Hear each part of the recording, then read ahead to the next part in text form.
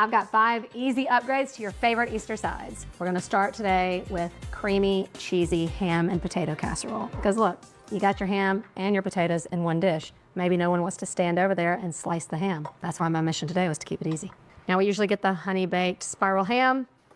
For this casserole, we're taking a shortcut. They have the sweet honey sliced ham in the deli. And then you're just going to take some russet potatoes, almost a whole bag, peel them, and then thinly slice her.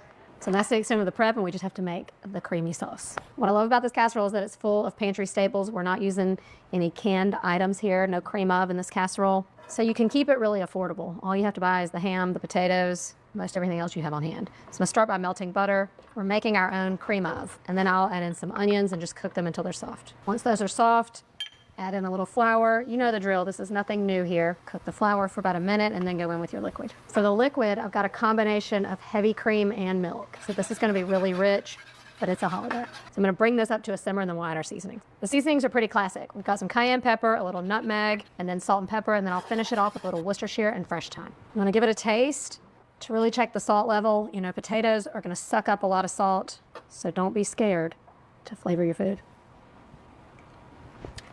That is so good. I am gonna go up on the salt. All right, now we build. So we're gonna take about a quarter of the sauce and just put it into the bottom of the casserole. This is also one you could totally make the day before. And then a layer of your potatoes. I feel like if you didn't want to cut your own potatoes, you could do this with the cubed up hash browns that are in the freezer section. But don't take a shortcut on that sauce. That is too good. So we're gonna have 3 layers of potatoes. There's one, and then you could still give it a little sprinkle of salt on this layer. And now we're gonna use about 1/3 of what's left. I'm gonna take 1/3 of the cheese. This is sharp white cheddar cheese. And then half of the ham. It's already sliced, so I'm just gonna kind of tear it and lay it down. And then I'm gonna repeat that whole situation. And then the final layer is 1 more layer of potatoes. This is gonna feed a ton of people. Even if you're not thinking about Easter, this makes just a good dinner.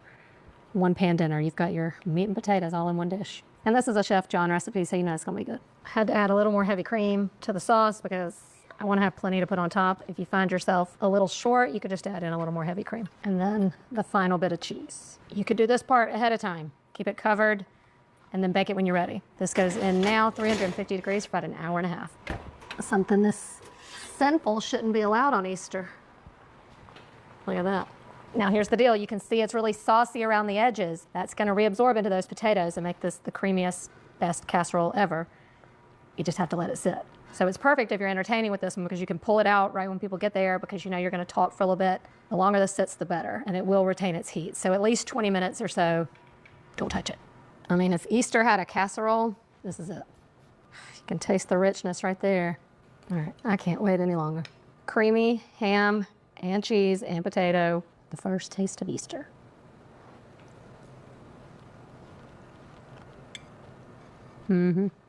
Like, this must be what heaven tastes like. The richness is so good in here, but it's not overwhelming. The potatoes are tender. You get those little tiny bits of salty ham and cheese. If you just wanted to make one thing for Easter, you could probably just make this.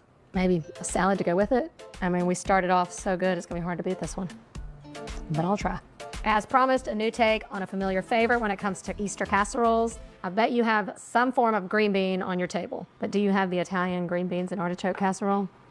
I do. 100% of the time, every Easter, this is what we have. I've shared a version of this before, the way my family does it. Now I'm even kind of jazzing up our own family version and keeping it really easy.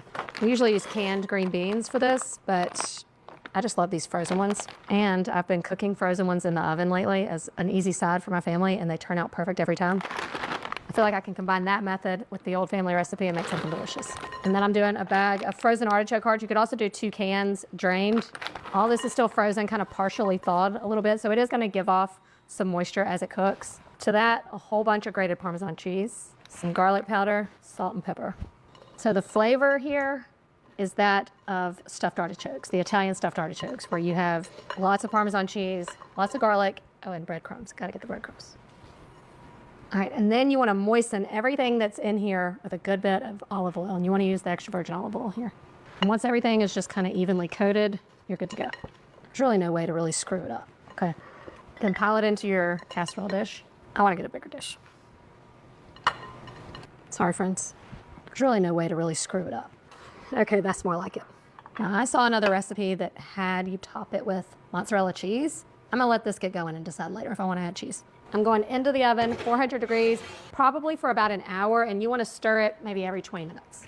Bring out your inner Italian this Easter. This smells like everything we love about stuffed artichokes, but without all the work. I did go in the last 10 minutes and sprinkle with a little more grated parm. So you can see how it got all toasty with those breadcrumbs and olive oil. This one doesn't have a creamy sauce, so it doesn't need to come together or anything. It's ready to serve as is. What I love about this casserole versus some of the others is that it's not overly creamy and rich. You just get those little perfect bites, a little still crisp tender on the green beans.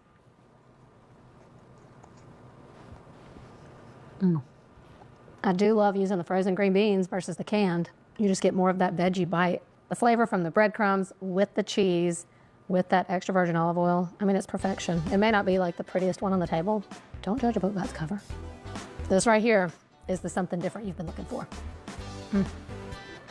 We're on a roll, but we can't forget about brunch because some people prefer a brunch menu over a lunch menu. So I've got you with this overnight mushroom and asparagus strata. It's gonna be easy and it incorporates Easter's most iconic vegetable, the asparagus. I've gone ahead and just sauteed some mushrooms in butter, so those are ready to go. Now I'm just gonna chop up our asparagus. Even if you are serving